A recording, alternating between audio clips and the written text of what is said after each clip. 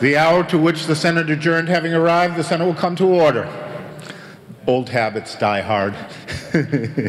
Good morning, everybody, and welcome.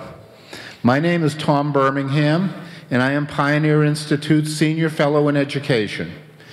Given the lineup this morning, I believe we're in for a real treat. As is usual with Pioneer events, we can expect a robust and free exchange of ideas in the expression of varied opinions this morning as we have our presentation, The War to End All Wars, Teaching the First World War in Our Public Schools. In fact, the timing of the event could hardly be better, given that this week marks the 100th anniversary of the United States' entry into World War I. And speaking of timing, those of you who regularly attend Pioneer events know we usually start at 8 o'clock. We're starting at 10 because the Kennedy Institute had scheduled a class to be in here in the Senate chamber from 9 to 10. So I have to admit, however, that I was grateful for the later start because I stayed up all last night watching the entire NCAA basketball championship game. So 10 o'clock is a better starting time for me given my late night than 8 o'clock would have been.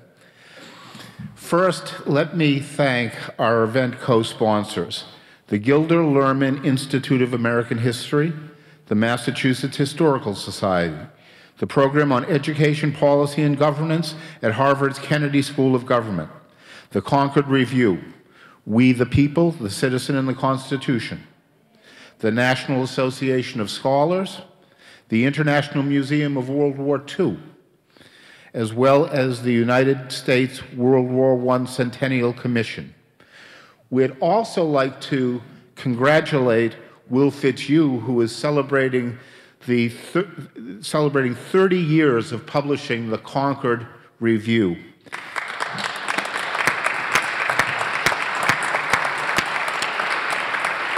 The Concord Review is the international journal on student nonfiction writing. For decades, Will has carried the torch for two important policy ideas in promoting historical literacy.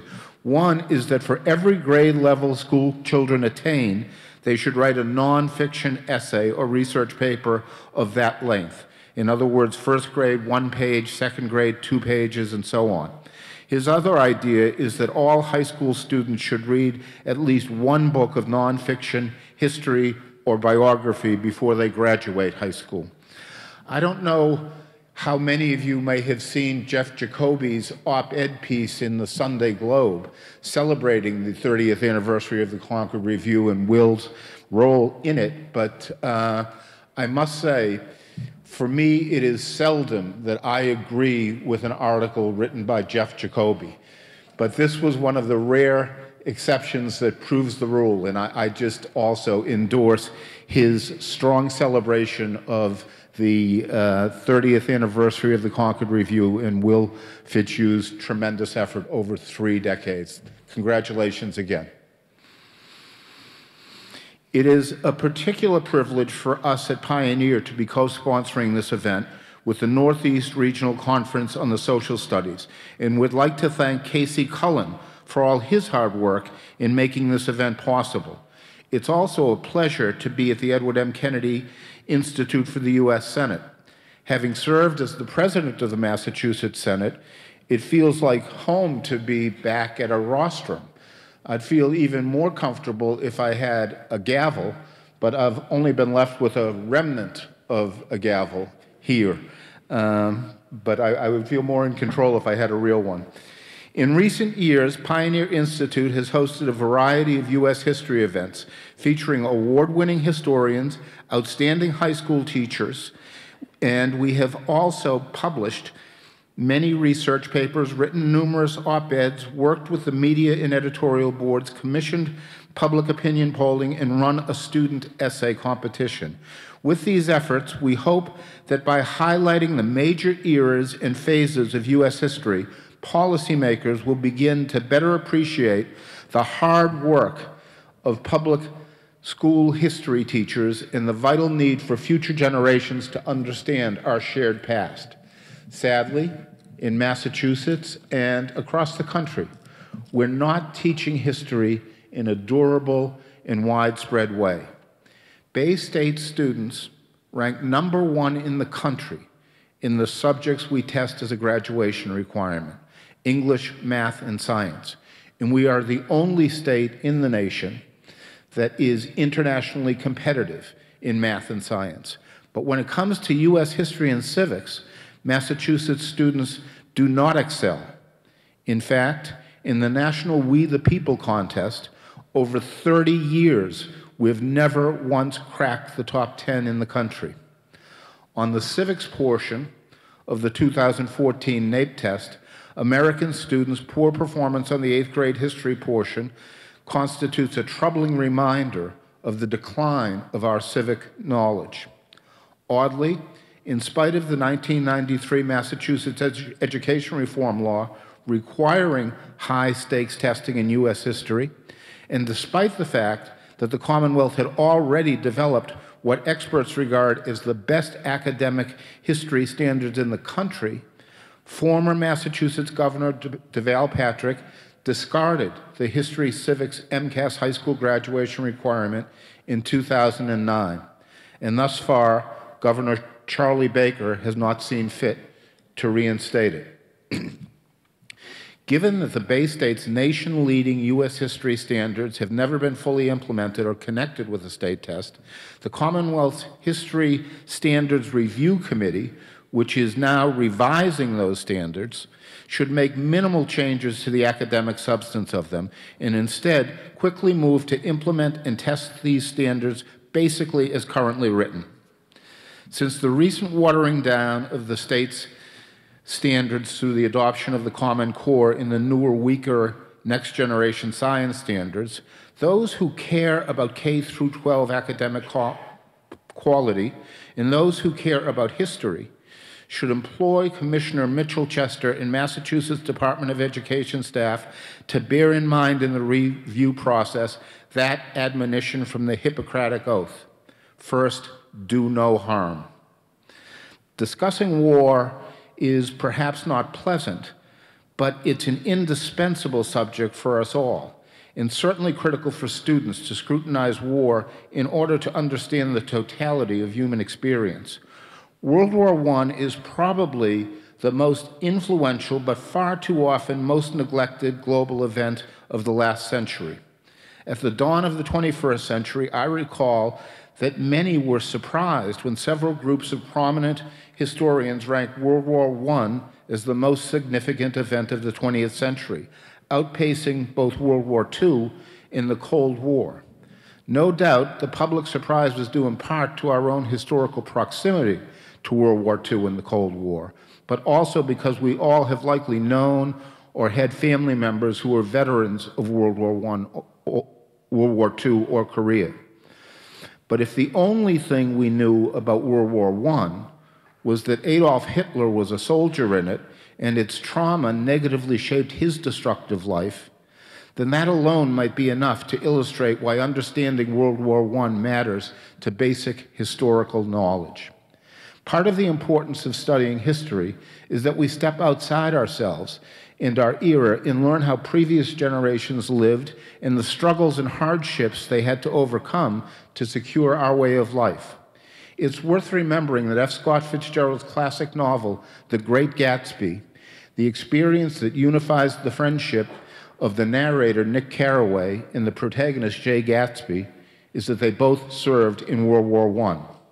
A disillusioned member of what was called the Lost Generation, Fitzgerald himself served stateside in the U.S. Army, while other celebrated 20th century writers who were shaped by the Great War include Robert Graves, T.E. Lawrence, J.R.R. Tolkien, and of course, Ernest Hemingway. I recall as Massachusetts Senate President, visitors in the State House could see wall-sized World War I commemorative murals in the hallways surrounding legislative leadership offices. It's our responsibility to ensure that our school children know that we celebrate Veterans Day on November 11th, in part to honor the 116,700 Americans and 10 million soldiers who died fighting during the First World War, a day formerly known as Armistice Day. Progressive era political leaders like Woodrow Wilson, military leaders like General John Blackjack Pershing, the valor of the everyman American soldiers, the doughboys, and the great migration of African Americans who headed north to work in factories in support of the war effort are only some examples of why World War I should be central to our country's identity.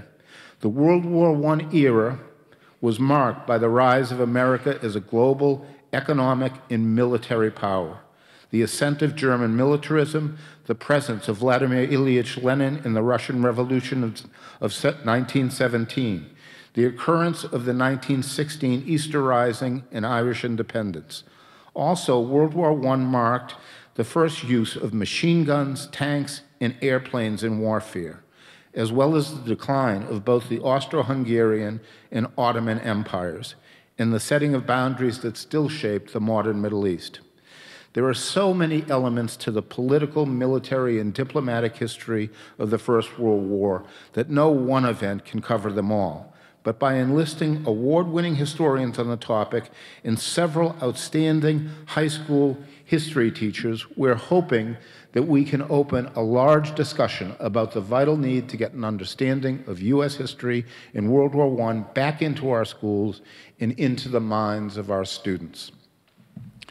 It is now my privilege and pleasure to introduce our two keynote speakers, the first of whom is David Kennedy. David Kennedy is the Donald J. McLachlan Professor of American History Emeritus at Stanford University. Professor Kennedy received the Dean's Award for Distinguished Teaching in 1988. He was awarded the Pulitzer Prize for History in 2000 for Freedom from Fear, the American People in Depression and War. Professor Kennedy's Over Here, the First World War in American Society, explored America's political, economic, and domestic life during World War I. His book, Birth Control in America, The Career of Margaret Sanger, was the winner of the Bancroft Prize in 1971. I give you David Kennedy.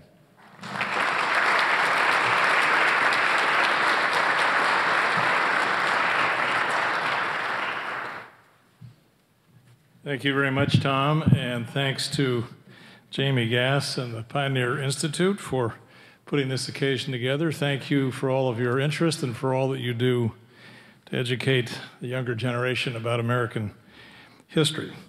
I want to begin on a personal note, and I actually brought a little something to emphasize the personality of this. This is a family heirloom. It belonged to my favorite uncle, Cornelius Eugene Kennedy, known to all of us as Gene Kennedy. He was a doughboy. He served in Company E of the 303rd Engineers of the 78th Division, which was a division recruited almost entirely from upstate New York and New Jersey. He saw combat in both the Battle of Saint Mihiel and the Mozart Gun in the fall of 1918. Spent about another 6 or 7 or 8 months in Europe waiting to come home again. Actually spent more peacetime than wartime in Europe. And he was my favorite uncle, and I'm going to come back to him at the end of these remarks. But I donned that helmet, which is actually quite weighty. It's not a tin helmet, it's steel, and it's actually quite heavy, by way of just reminding us that we are dealing here with probably the gravest and most somber of all historical topics, which is the waging of war. So I want to begin on the 4th of July, 1914. The scene is Independence Hall in Philadelphia. Speaker is the President of the United States, Woodrow Wilson, giving his 4th of July commemorative address. And in the course of that address, he said the following: "What are we going to do with the influence and power of this great nation? Are we going to play the old role of using that power for our aggrandizement and material benefit only?" Now, there are several things to note, I think, about that brief 2-sentence passage. And believe me, that passage can make a very excellent teaching document to ask students to really think through what is going on at that moment. But there are several things to notice about it. First of all, the date, July 4th, 1914, not only a memorable date, of course, in the American canon, but exactly 1 week after the assassination of the Archduke Ferdinand in Sarajevo. Second thing to notice about that date, July 4th, 1914, is we're 16 years after the so-called Spanish-American War of 1898. And the third thing to notice about that two-sentence excerpt that I just gave you is Wilson's reference to the old role, or the old order, of using national power for one's own national self-aggrandizement. And that there he sounds in a note that will become ever more resonant and fulsome as time goes on, the essence of Wilsonian diplomacy, which I'm going to leave my colleague John Cooper to dilate upon at greater length. But let's take ourselves back to that moment 16 years earlier in the 1890s when the United States waged the Spanish-American War, or in some quarters it's called the Spanish-American-Cuban-Philippine War. The 1890s was still a moment when, up until the eve or the moment of American intervention or fighting in the Spanish-American War, was still, we were at the tail end at that moment, the end of the 19th century, of a long, long arc of historical time in which the heart of American diplomacy, the regnant principles that guided American foreign policy could be summed up in one word, and the word, of course, was isolationism. It goes back at least to George Washington's farewell address and to Thomas Jefferson's first inaugural, when Jefferson said, "Peace, commerce, and honest friendship with all nations, entangling alliances with none." And that was the core principle of most American foreign relations for the following century, down into the 1890s. It was only in 1893, for the first time, 1893, that the United States had foreign representatives on whom it conferred the title of ambassador. It was thought to be too much of an artifact of traditional European diplomacy to even play the diplomatic game with that nomenclature of ambassador. American overseas representatives for all the 19th century down to 1893 were designated as ministers. And given the protocols of the age, that meant that European or other nations sent to us people of sub-ambassadorial rank, because we refused to send ambassadors to them, so they sent ministers to us. And they sent repeatedly and habitually throughout the 19th century the second and third ranks of their talent pools in their diplomatic establishments. The State Department in Washington, D.C., as late as 1896, had exactly 91 employees. Fewer people, I believe, than are assembled in this room. That was the entire corpus of personnel in the American diplomatic factory. Among the less than stellarly talented European diplomats who were assigned to Washington, D.C. was the British minister in the 1880s, Sir Lionel Sackville-West, about whom a distinguished historian, Ernest May from Harvard, once wrote the following. He said, "Sackville-West's only distinction came from being the constant lover of a celebrated Spanish dancer and the father of her 6 illegitimate children." So that's the kind of person that foreign establishments, foreign governments sent to our capital because we refused to play the diplomatic game at the level that they thought was appropriate. The United States Army, on the eve of the Spanish-American War, was the world's 14th largest army. It ranked slightly after Bulgaria. And a British observer described the United States Navy in the 1890s as, quote, "hapless, broken down, tattered, and forlorn." The Spanish-American War in 1898 changed, or I might say a little more precisely, threatened or promised to change many of those attributes of American diplomatic and military posture. For example, not within a decade after the war, Theodore Roosevelt sent the so-called Great White Fleet around the world. And by 1900, as early as 1900, in the very aftermath of the Spanish-American War, the United States was the most populous country in the Western world, excluding only Russia.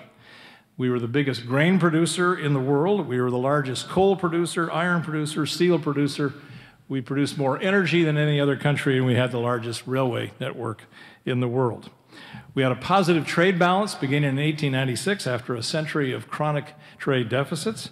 And coincidentally enough, in 1914, before the war broke out, the United States became a net international creditor on capital account. And in the decade after after the Spanish-American War, European governments began to upgrade their diplomatic representation in Washington, D.C., in recognition of the new potential status of the United States as a fellow great power. So the British sent Sir Julian Pauncefote, for example. France sent Jules Cambon, and the Russians sent a man whose name is very Italian, Arturo Cassini, but he in fact was a senior Russian diplomat. And the upgrading of foreign legations in Washington, D.C. is just one sign of how out there in the rest of the world, the United States was now increasingly regarded as a consequential international player. So a then well-known French commentator by the name of André Tardieu in 1908 wrote the following: "The United States is a world power. It is seated at the table where the great game is played, and it cannot leave it.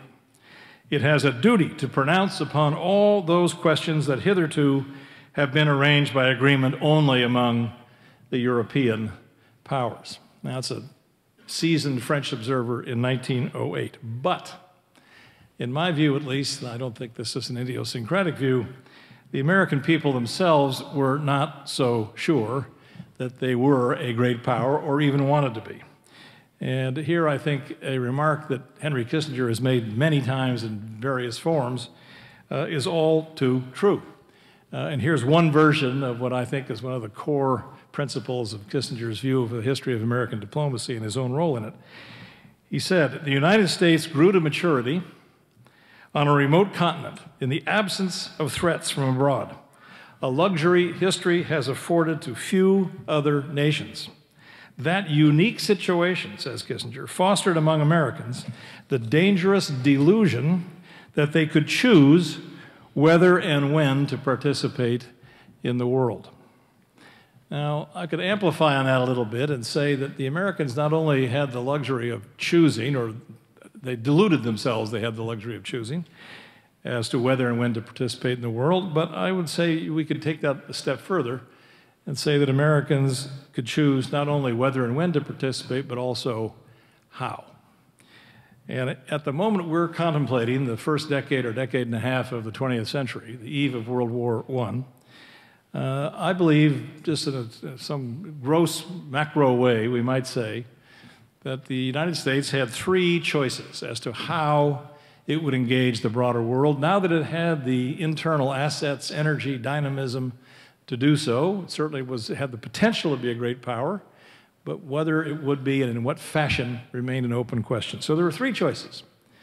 One was to stick to the traditional century-long, century-old policy of isolationism, to reject any kind of permanent or pledged alliance or entangling alliance, as Jefferson called it, with any foreign nation or nations.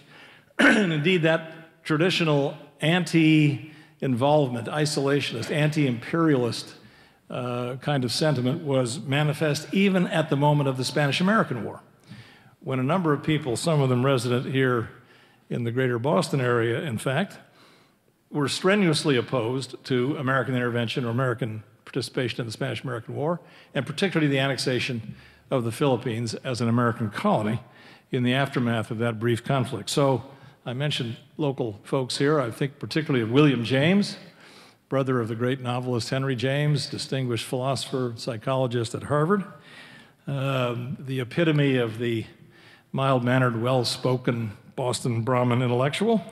When he heard of William McKinley's decision to annex the Philippine Islands, Professor James said, "God damn the United States for its vile conduct in the Philippines. How could we puke up our ancient soul and the only thing that gives it eminence among other nations in 5 minutes without a wink of squeamishness?" Well, there's a pretty strenuously declared position or re-declaration of the core of isolationist sentiment. So that was one position that remained quite robust in the American public, and not least of all in the mind of William James. Second position was, we might associate it most conspicuously with Theodore Roosevelt.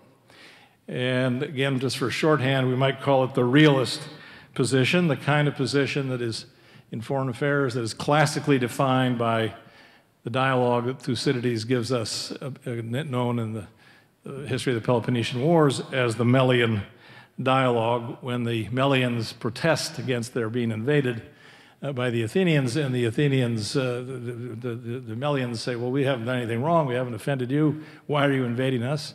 And the Greek general replies, the strong do what they will, and the weak suffer what they must. Again, the essential principle of the whole realist position in foreign policy is that if you have power, the idea is to use it to the utmost, and the devil take the hindmost of those who don't have the power to resist. This is the position that André Tardieu was talking about when he declared in 1908 that the United States is a great power. It had the power, and it was inevitable that it was going to use it. Theodore Roosevelt is the principal exponent of this general point of view in the period we're talking about, as evidenced by that dramatic sailing of the Great White Fleet around the world as a way to demonstrate the reality of American power in this new century.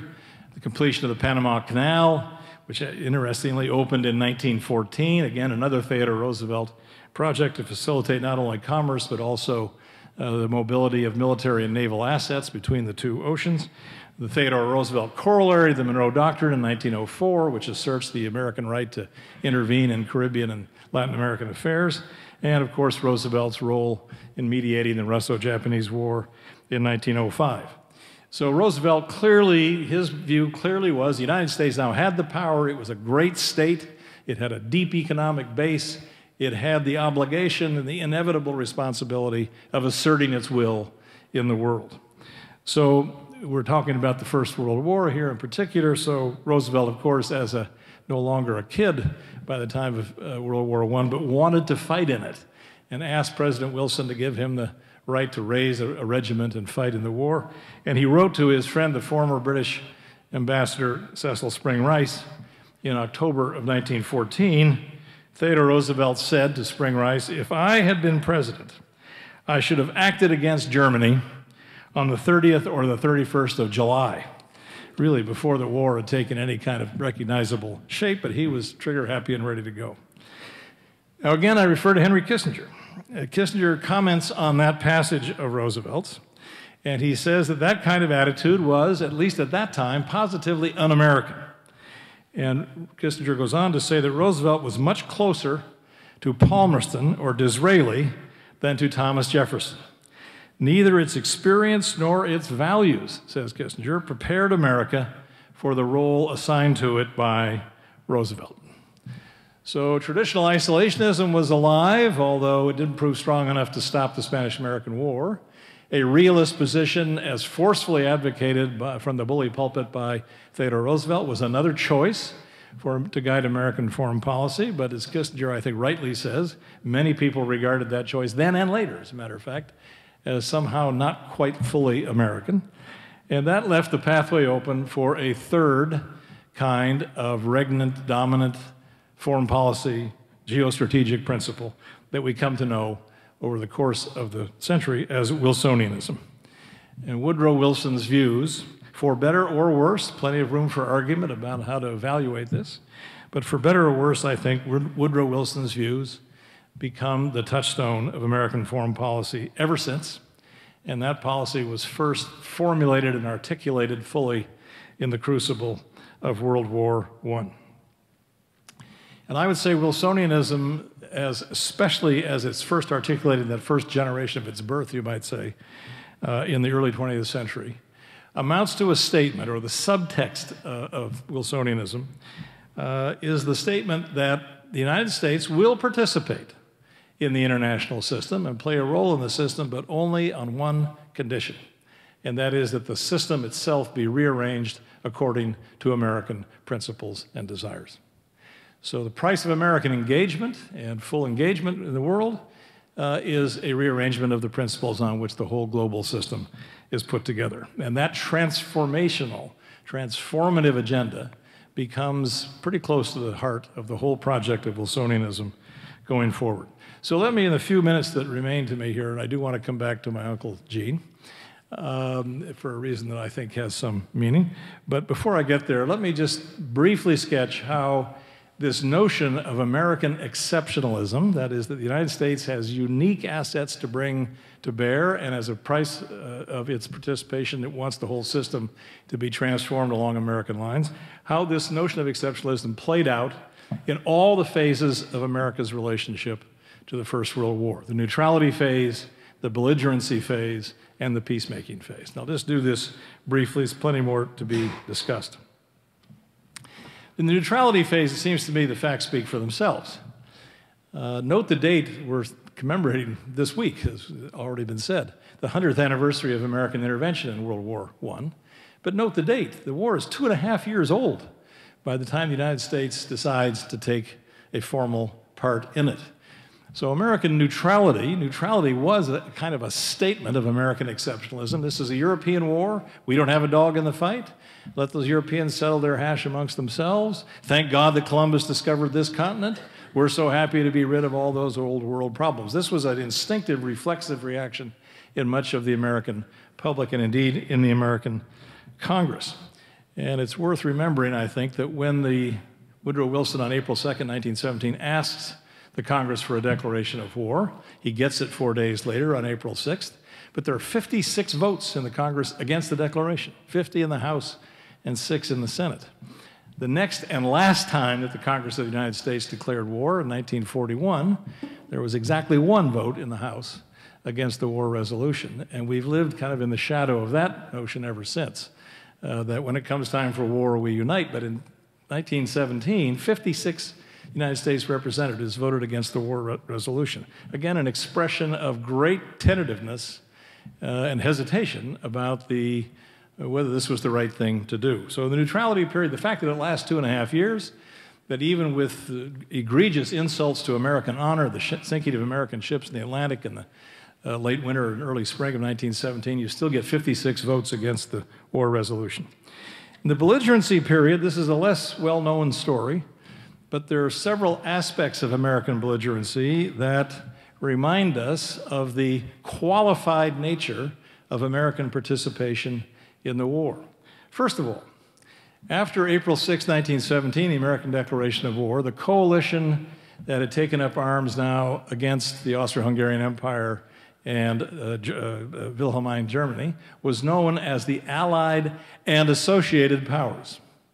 The associated power was the United States, which refused to be a formal ally of the British and the French and the Russians, and later the Italians, against Germany and Austria-Hungary, for reasons of wanting to reserve diplomatic freedom of action, not commit itself to the peace program of comrades in arms. So again, even in the belligerency period, you see this standoffishness, this hesitation to fully embrace the war plans and war goals of people with whom, alongside of whom, we had taken up arms. Secondly, again, a much less well-known aspect of this whole episode, but one that I think speaks volumes, is what's known in the literature as the amalgamation controversy. The principal demand of particularly the British and the French, once the United States had declared war, was for manpower. And again, we make a mistake, a bad mistake in my mind, if we read back into the First World War era the true story of World War II, when the United States was the arsenal of democracy and supplied non-trivial quantities of war materiel and financial material to the Allied governments. Far less true in World War I. The American force that actually fought in Europe used mostly French artillery pieces, was transported in mostly British ships, and largely outfitted by the British and French military operations. But what the British and the French really wanted was troops. They wanted troops to be sent as quickly as possible, mustered under French and British command, and put into the line with all dispatch. Both General Pershing and Woodrow Wilson resisted that strenuously. They wanted to retain an independent, autonomous American force that would fight in its own sector and in coordination with the British and the French, to be sure, but certainly not under their command, and certainly not as part of a politically organic military effort. The result was that the United States, with a couple of exceptions, like Belleau Wood and Chateau Thierry, which are relatively small actions, the United States American Expeditionary Force did not fight any major battle until the so-called Samuel Battle of September 1918, when the war is roughly 45 or 50 days from conclusion. So the major American military efforts were in those two battles in which Uncle Gene fought. At Samuel and Meuse-Argonne. Both happened September, October, November 1918. Of course, the war is over on November 11th, 1918. So again, even during the belligerency period, the United States is, in some measure, holding at arm's length the countries alongside of which it is fighting and holding out for some distinctive role that Wilson will play when we finally get around to peacemaking. And again, I'm going to leave it largely to my colleague John Cooper to talk about Wilson and peacemaking and the Treaty of Paris, otherwise known as the Treaty of Versailles, mostly negotiated in Paris, signed in Versailles, and how it failed in the United States Senate. But again, I don't think I need to belabor the point that Wilson brought to the peace negotiations an agenda not simply to settle the war, but to reorder the international system, to create new institutions, most conspicuously the League of Nations, which, ironically, of course, the United States Senate refused to ratify the treaty, and even though the League is the brainchild of the American president, it doesn't come into being. But again, I'm going to leave that for discussion and for my colleague John Cooper to talk about in more detail. But let me just conclude my remarks by going back to my Uncle Gene, by way of reminding us of something fundamental about this war, and I would say, frankly, about all wars. The Library of Congress has an exhibit on World War I that just went up this month, I think the last few days. And the Library of Congress magazine has the current issue is devoted to this. They asked me to write a little squib for the back page. In fact, I think that's what the feature is called, the back page.